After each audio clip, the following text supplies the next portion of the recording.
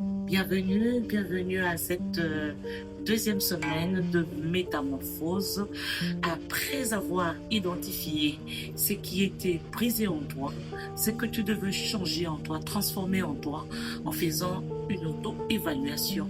Viens maintenant à un autre processus de transformation qui est celle de pouvoir vivre ou retrouver son identité et reprendre son pouvoir divin. Et je veux d'emblée vous dire une chose très capitale, c'est que tu ne peux pas retrouver quelque chose que tu ignores. Tu ne peux pas retrouver ce que tu ne reconnais pas. Et ce que tu dois faire, c'est de chercher d'abord à comprendre quelle est ton identité en Christ. Quelle est ta valeur en Christ? Parlons de l'identité.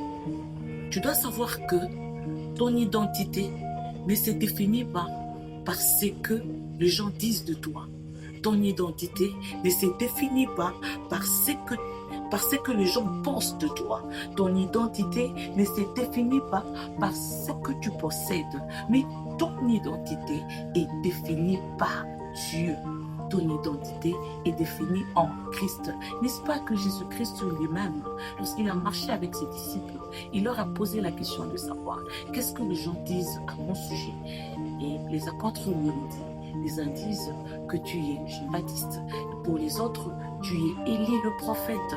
Et il leur dit, alors vous-même, que dites-vous à mon sujet?